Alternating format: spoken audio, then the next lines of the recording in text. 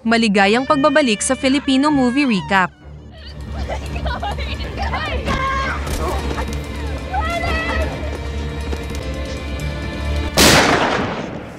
Ikukwento ko sa inyo ang isang horror thriller film na pinamagatang Killing Ground noong 2016. Sa simula ng pelikula, ipinakilala sa atin ang doktor na si Ian at ang kanyang kasintahan na si Sam na nagpaplano ng isang romantic holiday upang ipagdiwang ang bagong taon.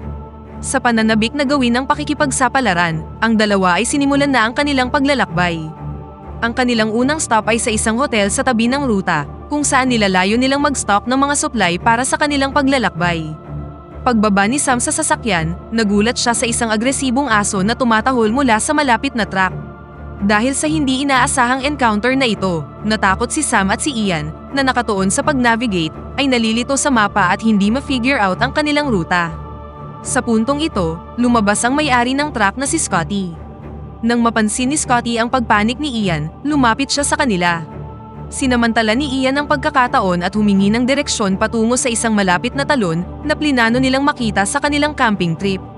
Gayunpaman, nag-alok si Scotty ng ibang destinasyon, ang Stone Creek.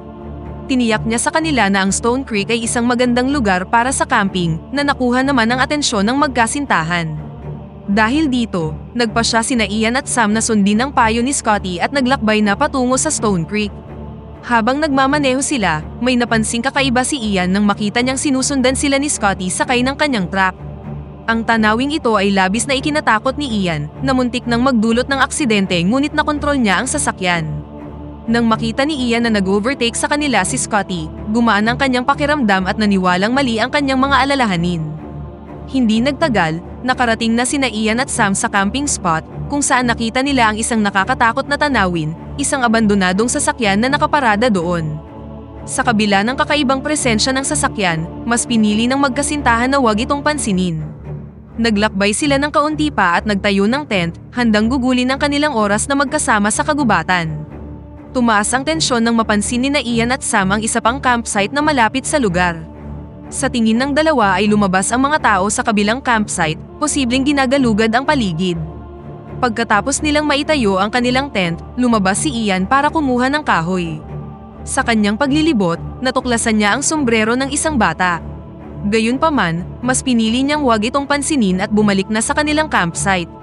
Sa sumunod na eksena, ipinakilala sa atin si Scotty at ang kanyang kapatid na si Chuck, ang magkapatid na merong kakaibang pag-uugali.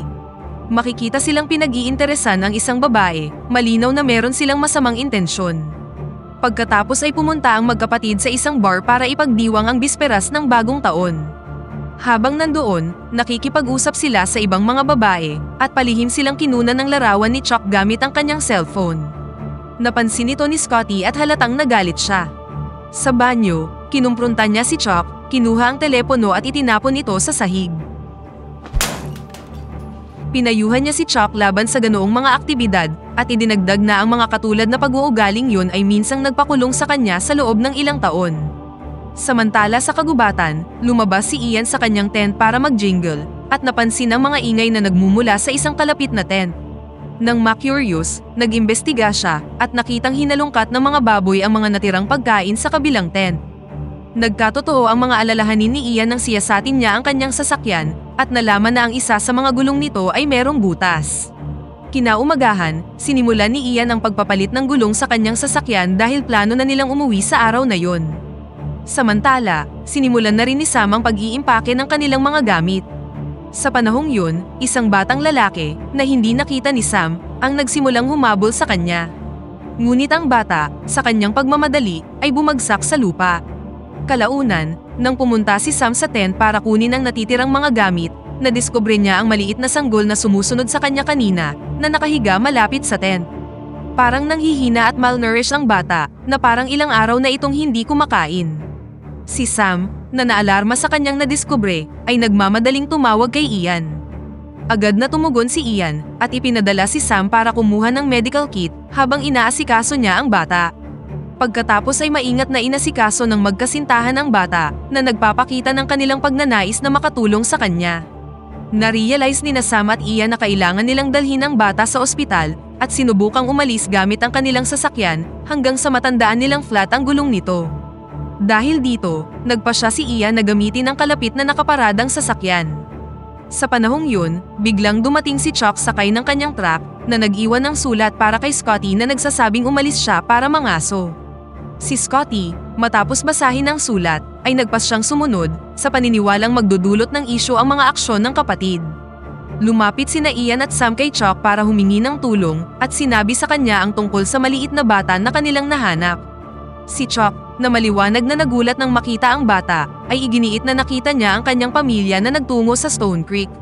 Nag-volunteer siya na sasamahan si Ian sa paghahanap sa mga kamag-anak at naiwan si Sam sa sasakyan kasama ang bata.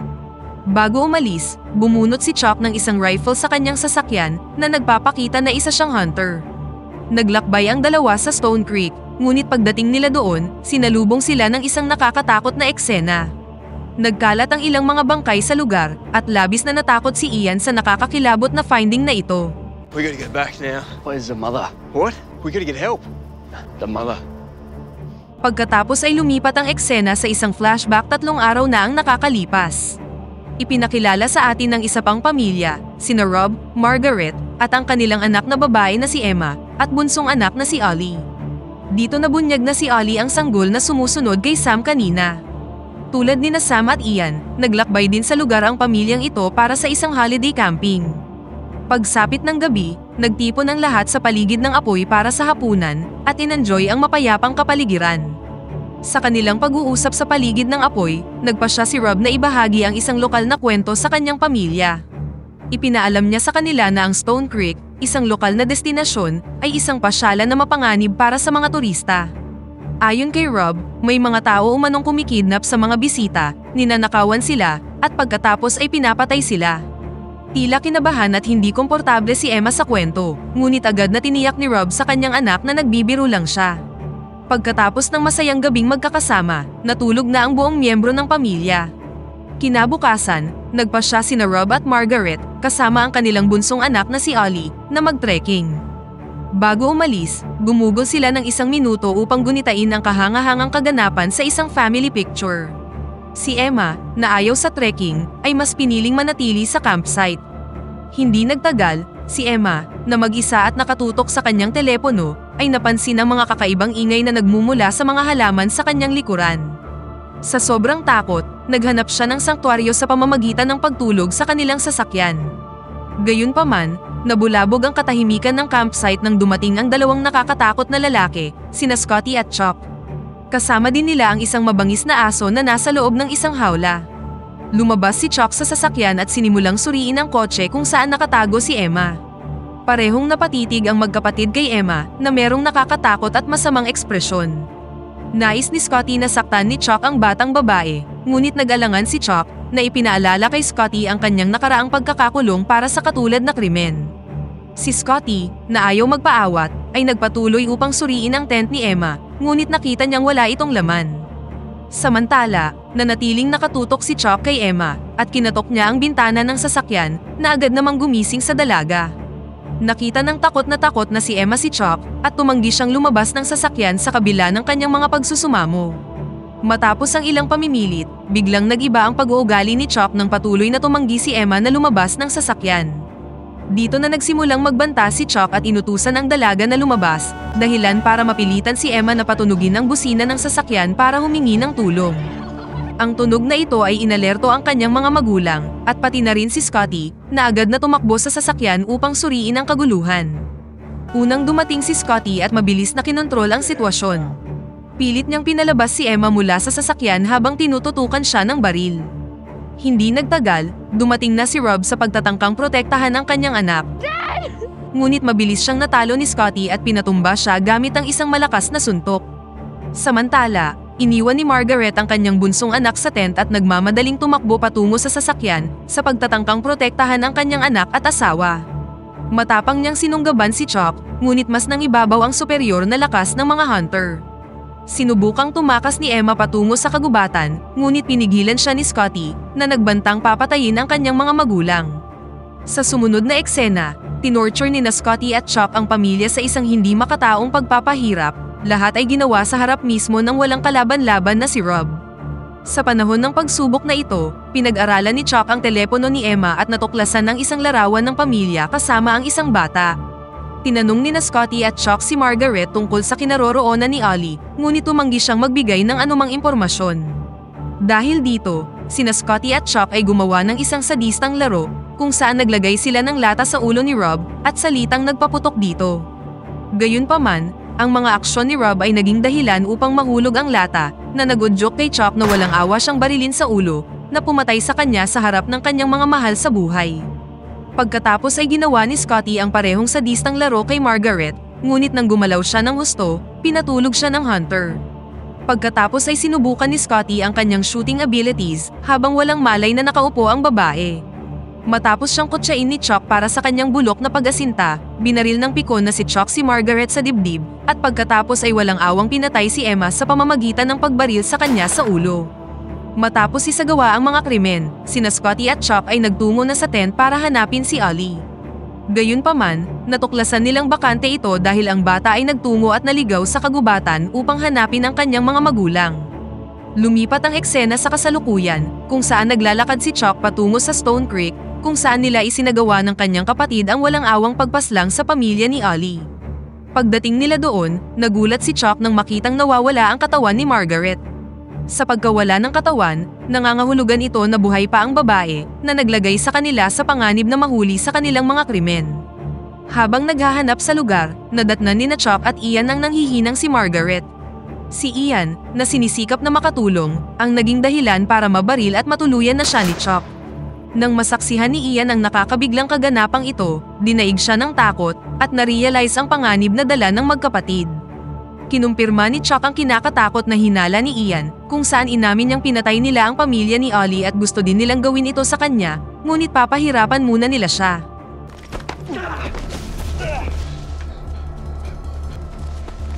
Samantala, kasama ni Sam si Ollie nang lumapit sa kanya ang isang galit na si Scotty. Sa isang pagtatangka para maipagtanggol ang kanilang sarili, sina Sam at Ollie ay nagtago sa loob ng sasakyan. Gayunpaman, sinira ni Scotty ang windshield ng sasakyan para makalapit sa kanila. Sa kabutihang palad, binigyan kanina ni Ian si Sam ng kutsilyo, na kanya namang ginamit para sugatan si Scotty, at tumakas kasama si Ollie. Habang tumatakas si Sam, pinakawalan ni Scotty ang kanyang aso para habulin sila. Gayunpaman, naputol ang paghunt nito sa kanila nang hindi inaasahang ginulo ng isang baboy ang aso, na nagpahintulot kay Sam na makatakas. Samantala, si Chuck, na galit, ay walang habas na nagpaputok at hindi sinasadyang nabaril si Scotty, sa pag-aakalang siya si Ian. Samantala, ang pag-iyak ni Ollie ay nakuha ang atensyon ni Chuck at sinimulan sila nitong habulin. Pagkatapos ng maikling habulan, tinutukan ng baril ni Chuck si Sam at hinila siya palayo. Si Ian, na binabalak na gamitin ang baril ni Scotty, ay naghanda na para barilin si Chuck, ngunit umatras siya nang mapansin niyang papalapit ito. Makikitang balisa si Chuck habang nangyayari ang kaganapan at hindi makapaniwalang nabaril niya ang kanyang kapatid. Sa panahong yun, napuno si Chuck sa pag-iyak ni Ollie at sapilitan siyang kinuha mula kay Sam at itinapon ang bata sa lupa. Sa kanyang pagdurusa, hiniling ni Scotty kay Chuck ang isang banayad na kamatayan. Noong una, tila nag-aalangan si Chuck, ngunit kalaunan ay pumayag din siya sa pakiusap ng kanyang kapatid at pagkatapos ay binaril na siya. Sa huli, mas tumindi pa ang kasamaan ni Chuck nang magpasya siyang isama at pahirapan si Sam. Itinali niya ang babae sa parehong lokasyon kung saan nila dating pinatay ang pamilya ni Ollie at nagbantang papatayin siya kapag hindi lumabas si Ian. Pagkatapos nito, sinimulan niyang lasahan si Sam, ngunit biglang nagbago ang kanyang plano at nagpasyang dalhin siya sa kanyang sasakyan. Samantala, si Ian, na nakaligtas sa kaguluhan, ay nahanap ang susi ng sasakyan ni Scotty sa kanyang katawan. Sa kagustuhang makahingi ng tulong, nagmaneho siya sa istasyon ng pulisya na iniwan si Ollie ng mag-isa sa kakahuyan. Sinabi ni Ian sa mga awtoridad ang tungkol sa mga nakakatromang kaganapan na nagudyok sa mga opisyal na mabilis na kumilos upang hanapin sina Ollie, Chuck at Sam. Samantala, habang nagdadrive si Sam at Chuck, nakakita si Sam ng pagkakataon para ma-distract siya. Ang kanyang mga aksyon ay nagdulot ng isang aksidente at bumangga sila sa isang puno. Pagkatapos ng aksidente, muling nagkaroon ng malay si Sam ngunit nakatali pa rin siya sa sasakyan at hindi na niya makita si Chuck. Sa isang desperadong pagtatangka na humingi ng tulong, inactivate ni Sam ang mga headlight ng sasakyan. Ang aksyong ito ay nakuha ang atensyon ng isang dumaraang police cruiser na humantong sa mga opisyal na mahanap ang kanyang lokasyon. Samantala, papalabas na si Ian sa sasakyan ng pulis nang pigilan siya ng isang opisyal at pagkatapos ay nagtungo na sa pinangyarihan kasama ang kanyang partner. Gayunpaman, ang kanilang diskarte ay sinalubong ng bloodshed nang tambangan at patayin ni Chuck ang lahat ng mga rumesponding pulis. Sa panahon ng putukan, tinamaan si Ian ng bala sa balikat na mas nagpalaki pa sa dati ng tense na sitwasyon. Sa isang desperadong hakbang, ginawang bihag ni Chuck sina Ian at Sam habang tinututukan sila ng baril at inutusan si Sam na magmaneho ng sasakyan. Habang nagmamaneho sila, tinanong ni Sam kung nasaan si Ollie. Ipinaliwanag ni Ian na labis ang panghihinayang na iniwan niya ang bata sa kanyang pagmamadali upang humingi ng tulong. Hindi nagtagal, tumaas ang tensyon ng si Sam na determinadong wakasan na ang bangungot na ito ay biglang pinabilis ang sasakyan. Ang pagkilos na ito ay nagdulot ng matinding pagpanik ni Chuck at ang sasakyan ay tumaob sa kagubatan. Sa sumunod na eksena, habang walang malay si Ian, sina Chuck at Sam ay nakibahagi sa isang mainit na rambulan. Sinamantala ni Sam ang pagkakataon, kumuha ng mabigat na bato at paulit-ulit na pinukpok si Chuck na bumasag sa kanyang bungo. Sa huling eksena, makikita sina Sam at Ian na nagpapahinga sa isang ospital na halatang na-trauma sa nangyaring trahedya.